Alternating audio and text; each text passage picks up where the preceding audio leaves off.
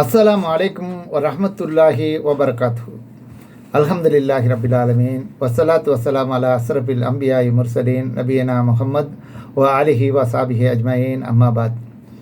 கண்ணியத்துக்குரிய எல்லாம் வல்ல அல்லாஹு ஜல்லஷானு தஆலாவின் நல்லடியார்களே, அன்பிற்கினிய சகோதர சகோதரிகளே, உங்கள் அனைவரின் மீதும் ஏக இறைவனுடைய சாந்தியும் சமாதானமும் என்றென்றும் நிலவ பிரார்த்திப்பதோடு நான் சங்கை அப்துல் அஜீஸ் தபூக்லேருந்து பேசுகிறேன். அல்லாஹ்வுடைய அருளால் அனைவரும் மிக நலமாக இருப்பீர்கள் என்று நம்புகிறேன். அல்ஹம்துலில்லாஹ். இது 3வது காணொளி. முஸ்லிம்கள் என்றால் யார் என்ற கேள்விக்கு விடை. முஸ்லிம்கள் என்றால் கட்டுப்பட்டவர்கள், அடிபணிந்தவர்கள் என்பது பொருள்.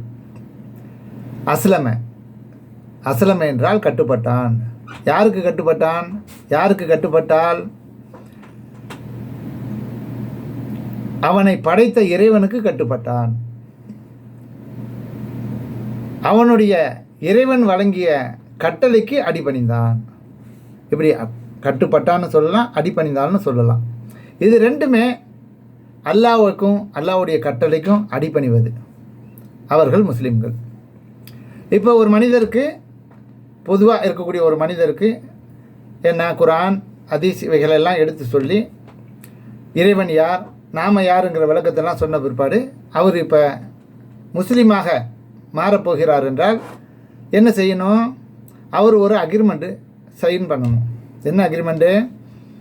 அஷ்ஹது அல்லா இலாஹ இல்லல்லா வ அஷ்ஹது அன்ன முஹம்மதன் அப்துஹு வ ரசூலுஹு. இதனுடைய பொருள் என்னன்னு கேட்டிங்கன்னா, சத்தியமாக வணக்கத்துக்குரிய இறைவன் அல்லாஹுவை தவிர வேறு யாரும் இல்லை. மேலும் சத்தியமாக முகமது நபி அவர்கள் அல்லாஹ்வுடைய திருத்தூதரும் அடிமையும் ஆவார்கள் என்பது அதனுடைய பொருள். இப்படி ஒருவன் தன் மனதில் எண்ணிக்கொண்டு இறைவனிடம் வாக்குமூலம் கொடுக்க வேண்டும். முடிஞ்சு போச்சு. அவனுக்கும் அல்லாஹ்வுக்கும் உள்ள அக்ரிமெண்ட் உறுதியாயிடுச்சு. இதுக்கு மேலே அல்லாஹ்வை படைத்தவன் என்று நம்பி அவனுக்கு கட்டுப்பட்டு அவனுடைய கட்டளைகளை ஏற்று நடக்க வேண்டும். அந்த கட்டளைகள் யார் மூலமாக வரும்? இறை தூதர்கள் மூலமாக வரும். இறை தூதர்கள் முதல் மனிதன் ஆதம் அலைஹிஸ்ஸலாம் முதற்கொண்டு இறுதியாக வந்த நபி முஹம்மது ஸல்லல்லாஹு அலைஹி வஸல்லம், இவர்கள் அனைவருமே நபிமார்கள், இறைவனுடைய தூதர்கள். சரியா? இவங்க அனைவருமே முதலாவதாக முஸ்லீமாக முன்னுதாரணமாக வாழ்ந்து காட்டி மக்களை அழைத்தார்கள். சரியா? அப்போ முஸ்லீம்கள் என்றால் யாரு? முதலாவதாக முன்னுதாரணமாக வாழ்ந்தவர்கள் நபிமார்கள் தான். அந்த நபிமார்களுடைய 25 நபிமார்களுடைய பெயர்கள் திருமறை குர்ஆனில் கூறப்பட்டிருக்கு. ஆனால் பல லட்சக்கணக்கான நபிமார்கள் ஒவ்வொரு பகுதிக்கும் அந்தந்த சமுதாயத்தை சேர்ந்தவர்களே அந்தந்த மொழியிலேயே அந்த மக்களை நேர்வழிப்படுத்த இறைவனால் தேர்ந்தெடுக்கப்பட்டு அனுப்பப்பட்டார்கள் என்பதை முஸ்லீம்கள் நம்பணும். ஓகேயா? அந்த அடிப்படையில் இவைகளெல்லாம் ஒன்றுமே தெரியாமலே பல பேர் முஸ்லீம்களாக வாழ்ந்து கொண்டிருக்கிறார்கள். முஸ்லீமின் வாழ்க்கையோ பார்த்து நீங்கள் என்ன பண்ணக்கூடாது? இஸ்லாத்தை மதிப்பிடக்கூடாது. பல பேர் அறிந்தவர்களும் அறியாதவர்களுமாக இருக்கிறார்கள்.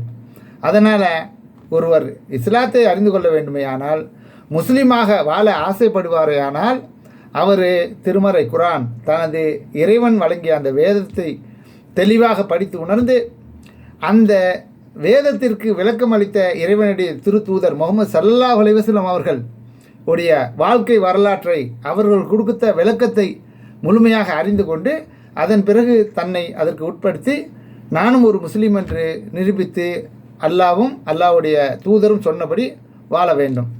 அப்படி வாழ்ந்தாரையானால் அவர்தான் முஸ்லீம்.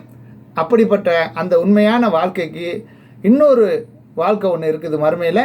அங்கே அவருக்கு பரிசாக சொர்க்கம் கிடைக்கும்.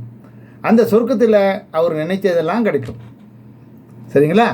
அதனால் எந்த அளவுக்கு ஒருவர் அல்லாஹ்வின் கட்டளைக்கு அடிபணிந்து வாழுகிறாரோ அந்த அளவுக்கு அவர் அதாவது அந்தஸ்தில் மிக்க உயர்ந்தவராக, உயர்ந்த முஸ்லீமாக இஸ்லாத்தில் கருதப்படுவார் என்பது தான் இஸ்லாத்தின் நிலைப்பாடு. இதுதான் முஸ்லீம் என்பவர்களுக்குரிய விளக்கம் என்பதை சுருக்கமாக சொல்லிக்கொண்டு, இந்த செய்தியை நீங்கள் தெளிவாக அசை போட்டு பார்த்து இதில் உள்ள சாதக பாதகங்களை தெளிவாக சிந்தித்து விளங்கி நீங்கள் உறுதியாக அல்லாஹ்வை பின்பற்றக்கூடிய முஸ்லீமாக மாறுவதோடு மட்டுமல்லாமல் உங்களுடைய குடும்பத்தார்களையும், ஏனென்றால் அல்லாஹு ரபுல் ஆலமீன் யா அய்யுஹல்லதீன ஆமனு கு அம்புசிக்கும் வ அஹ்லீக்கும் நாரா, ஈமான் கொண்டவர்களே நீங்கள் உங்களையும் உங்கள் குடும்பத்தார்களையும் நரக நெருப்பிலிருந்து பாதுகாத்து கொள்ளுங்கள், மீட்டெடுத்து கொள்ளுங்கள் என்று அல்லாஹ் சொல்கிறான். இந்த பொறுப்பு ஒவ்வொரு குடும்ப தலைவருக்கும் இருக்குது. அதனால் இந்த செய்தியை உள்வாங்கக்கூடிய இஸ்லாமிய சகோதர சகோதரிகள் தெளிவான முறையில் நரகத்திலிருந்து நாம் விடுபட வேண்டும். அதற்கு நம்ம உண்மையான முஸ்லீமாக இருக்க வேண்டும். அது எப்படி சாத்தியமாகும்? நம்மளை படைத்த இறைவன் எதை சொல்லுகிறானோ அதற்கு எந்த ஒரு மாற்று கருத்தும் இல்லாமல் அஸ்லம கட்டுப்பட்டேன், அடிபணிந்தேன் யார் என்று சொல்லக்கூடியவர்களாக இருக்கணும். அதுக்கு காரணம் தேடக்கூடாது. ஏன் இப்படி இருந்தா என்ன, அப்படி செஞ்சா என்ன, இது இருந்தால் என்ன, அந்த அங்கே செய்கிறாங்களே, இங்கே செய்கிறாங்களே, இப்படி செய்கிறாங்களே, அப்படி செய்கிறாங்களே, இந்த விளையாட்டெல்லாம் இந்த மார்க்கத்தில் இருக்கக்கூடாது. சரியா? அஸ்லம என்றால் அல்லாஹ்வுடைய கட்டளைக்கு அல்லாஹ் சொல்லிட்டானா அதை உறுதிப்படுத்தி கொள்ளணும். பல பேர் என்ன பண்ணுறாங்க, தடி எடுத்தவெல்லாம் தண்டல்காரங்கிற அளவுக்கு ஒவ்வொருத்தரும் இன்றைக்கி யூடியூப்லேயும் அது இதுலேயும் வந்து என்ன மார்க்க அறிவும் இல்லாமல், குரானுடைய அறிவும் இல்லாமல், நபிகள் நாயகத்தை பற்றிய ஒழுங்கான ஒரு தெளிவும் இல்லாமல் வந்ததெல்லாம் பேசிக்கிட்டு இருக்காங்க. அதில் நீங்கள் கரெக்டாக இருக்கணும்.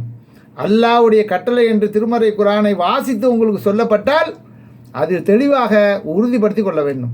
இது உண்மைதானா, இப்படி அல்லாஹ் சொல்கிறது தானா, இந்த மாதிரி ஒருத்தர் சொன்னாருங்கிறத யார்கிட்ட வேணாலும் கேளுங்க, அதில் தப்பு இல்லை. கேட்டுட்டு அது உண்மைதானான்னு உறுதிப்படுத்தி கொள்ளணும். என்ன, உங்கள் குடும்பத்தில் அல்லது உங்கள் நண்பர்கள் வட்டாரத்தில் யாராவது ஒருத்தர் இருப்பாங்க மார்க்கத்தை பற்றி அறிந்தவங்க, அவங்கக்கிட்ட சொல்லணும். இந்த மாதிரி ஒருத்தர் யூடியூப்பில் பேசினார், என்ன சங்கை அப்துல் அஜீஸ்னு ஒருத்தர் பேசினார், அவர் இந்த மாதிரிலாம் சொல்கிறாரு, இதெல்லாம் சரிதானா அப்படிங்கிறத உறுதிப்படுத்தி கொள்ளணும். சரியா? அந்த பொறுப்பு உங்களுக்கு. அது உறுதியான பிற்பாடு என்ன அசைக்க முடியாத நம்பிக்கையை